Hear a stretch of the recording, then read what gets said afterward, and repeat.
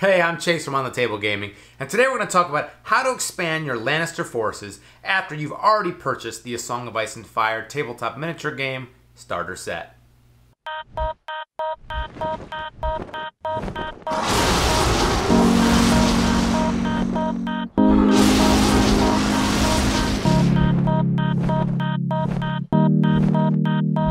Okay, so you've got your forces from the Lannister starter set. Now at this point, the time of launch, you can really expand it in three ways. You've got the Hero Box 1, the Knights of Casterly Rock, and the Lannister Crossbow Men. We're going to talk about each of those box sets and what they're going to bring to your forces and what you should prioritize as you build out your army further. So the first option you want to consider is your Hero Box 1. It comes with 5 miniatures, including Sandor Clegane, Tywin Lannister, Tyrion Lannister, the High Sparrow, and Grand Maester Pycelle. Now, these 5 miniatures are going to give you a variety of different ways to play with the Lannister forces that are included within the starter set. Additionally, it's going to allow you to customize these armies, but synergize with a lot of the other units that you have yet to purchase. So this is a great way to start to get maximum value out of the forces that you already have. If you're looking to purchase an additional combat unit, the Knights of Casterly Rock are really what I suggest as the premier unit to go to. Now, these are a tanky unit, but in addition to that, having a 3+ save, 3 wounds per model, and Lannister supremacy, they're also going to be very maneuverable. Although their speed is not quite as fast as the Outriders for the Stark forces, this cavalry unit is going to allow you to maneuver and really be the hammer to the rest of your standard forces anvil component.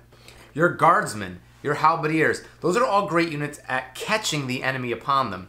The Knights of Casterly Rock are going to be what you want to use to smash through and do your extra damage. They've got 6 attack dice at full strength and that hit on a 3+, but with their Lance special ability, getting +3 rolls, so that's a total of 9 dice, and gaining critical blow, rolls of a 6 deal 2 hits, and having Sundering, where the defenders suffer -1 to defense save rolls, that makes this unit a devastating unit to charge into the enemy with. And if you've got units like the Lannister Halberdiers or the Lannister Guardsmen that are already tying up and bogging down enemy units, this is the unit you want sweeping in and smashing through enemy forces. Now, what makes this unit so great and why I really recommend purchasing this is that it's going to be useful in a variety of Lannister lists. You're always going to have a need for a unit that can get out there and push through damage, because a lot of the Lannister units by nature are more of attrition units. They want to engage and wear down their opponent through morale effects or over time.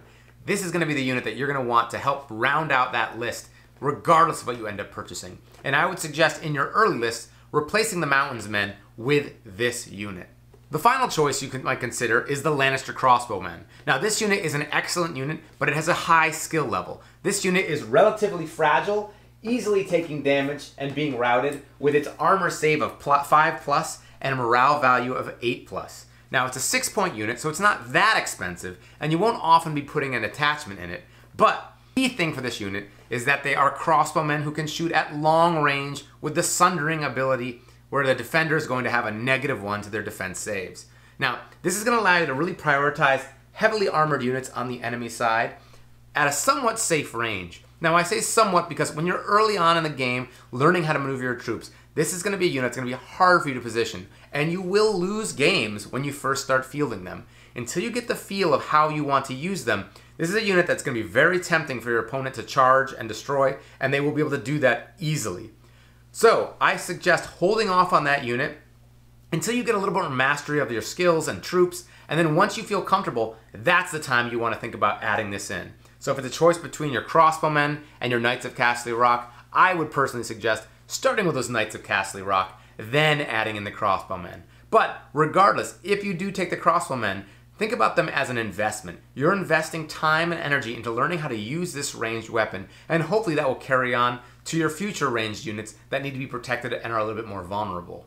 These are just some of the units that are available at the launch of this game, and as new units come in, you're definitely going to want to think about how you can expand your list to make it even more versatile. And depending on the commanders you settle on, whether it's a House Clegane leader, or it's Tywin or Tyrion, or any of the Lannister heroes, think about what style of play do you enjoy.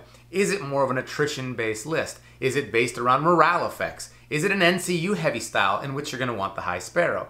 So really think about what is your playstyle, and Lannister can do it all, but it definitely skews towards more of a little bit of a resilient level, where they're using their Lannister effects and their armor saves to take some hits and dish back in the long run damage over time.